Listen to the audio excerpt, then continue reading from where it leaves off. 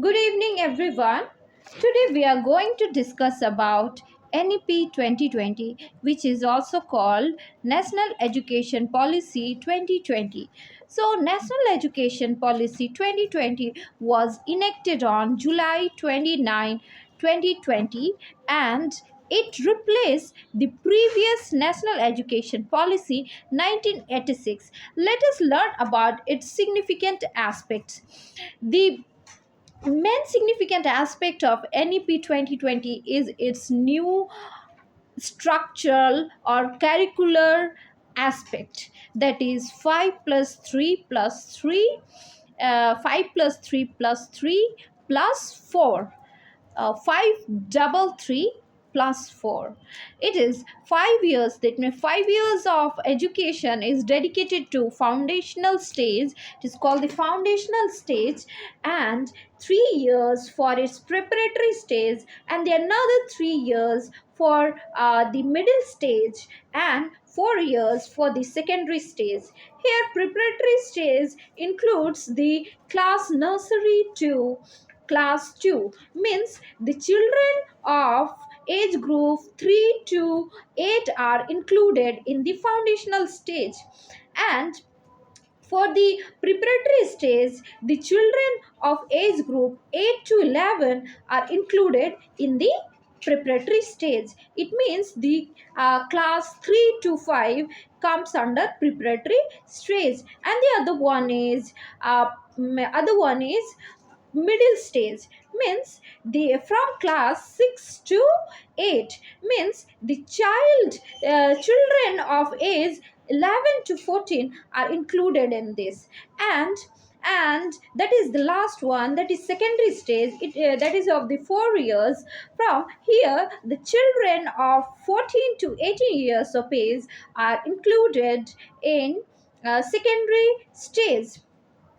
As we move further, here we see in the foundational stage the basic approach of teaching is the playway method or the activity based method. Here the teachers are trying to encourage and create the interest of study and learning, and motivate the student to learn more in the foundational stage. And all the learnings are taking place by the activity based. And next is the preparatory stage, uh, that is the class 3 to 5.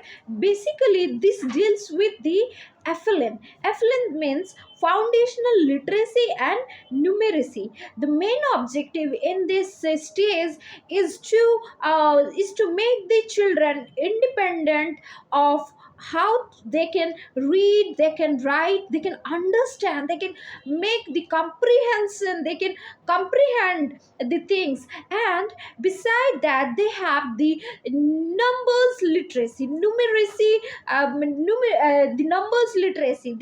They will be able to do the basic thing or basic calculation that will be required in their daily life. And the next stage, that is the middle stage. Here, as the children is moving to the higher section, here the children will be moving to the abstract learning. Here, for the first time, the children will be moved to for the abstract learning. And after that, the in the secondary stage, the study and the as the children are grown up here, so the study and the complexity of the things or the logic or the concept is also increasing in the secondary stage. And beside this, the new education policy is integrating the early childhood education in the uh, formal school. For example, Anganwadi or the Balwadi, these were not in the formal school education. So NEP has included the education of age 3 to 8 years of children's in one umbrella. It is included in the formal schooling now. So, and if we talk more about the another aspect of NEP 2020, as we have discussed, that it deals on the and it emphasizes on the foundational literacy and numeracy, and it has to be achieved by the grade 3. And in NEP there is a flexible of choosing multidisciplinary subject. Previously, when it was 10 plus 2 education structure, and at that time all these subjects, be it science or commerce or arts, they all were very restricted. The students were not allowed to choose the interdisciplinary subject. But with the adoption of NEP 2020, the student can choose according to their interest. They can choose the multidisciplinary subject, and the vocational course or vocational training is also included in the school curriculum uh, from grade 6. So these are the things that are included, that are being followed in NEP 2020. And apart from this, the earlier the rote learning was encouraged, but now we NEP is like, it is an kind of approach that we are shifting our learning from rote learning to the conceptual learning or critical thinking. And the other important thing that I need to mention is the delivery of the content. That here mother tongue and the regional language is being promoted by NEP 2020.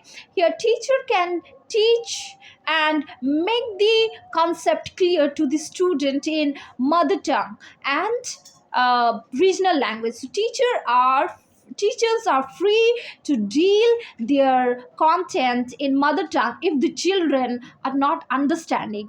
And the three language formula, it is also being introduced through the NEP 2020, in which the first language you need to choose the mother language, and the second language, it is based on whether the state is Hindi speaking state or non Hindi speaking state. If it is non Hindi speaking state, then you have to choose Hindi as the second language, and if it is Hindi speaking states, then you have to choose some English or some other modern language as the second language. And for the third language, if it is the non Hindi speaking state, then you choose the language that you have chosen the other language from in the second language. And it is very interesting. Basically three language formula, the main objective is to make the multilingualism in the country, and to promote Hindi as the official language, and English as the global language, and to encourage or to highlight the importance of the regional language as the first language. This is what the three language formula dealt about. And there is also the reforms in the assessment in NEP 2020. Like, there's a shift from the bulky, or you can say but summative. From the summative assessment, we are shifting towards the formative assessment. Basically summative assessment, it push, or it compel the children to learn or mug up the answers or concept, and they will have to appear for the final exam, and it is just based on how much marks you are obtaining in the final exam. But formative assessment is not like that. You are studying something for the particular period of time, and then you are giving that exam that you have studied, and for the small chunk of the portion you are studying and then giving exam. So moving to the formative assessment, we find that the children are learning more. So here the from the summative we are moving to the formative assessment. And there is the CCE evaluation, that is the continuous and comprehensive evaluation. In this approach, the children are not just marked or not just evaluated just on the basis of their academic performance, but this is the holistic evaluation. For that, the children in the whole field, it may be their how their art is, and how they are speaking, your speaking language, your cognitive language, your emotional language, your social language. So children are being evaluated in the whole sphere, or it is the holistic approach.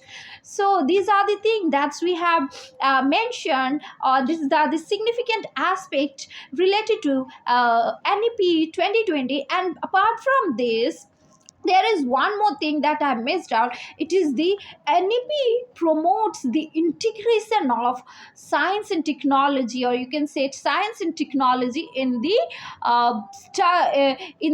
in its curriculum. Means it will enhance your study, it will enhance the teacher's capacity. If we are adding science and technology, if we are integrating our teaching and learning process with the science or technology. For example, some abstract thing, if a teacher is dealing some abstract thing, and we are dealing it in some smart board, or if we are dealing it with some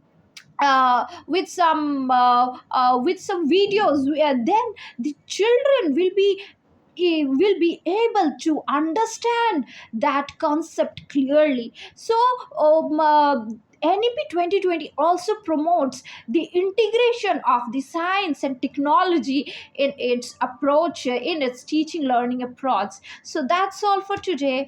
I hope I have tried to cover some of the important aspect of NEP 2020. Thank you so much.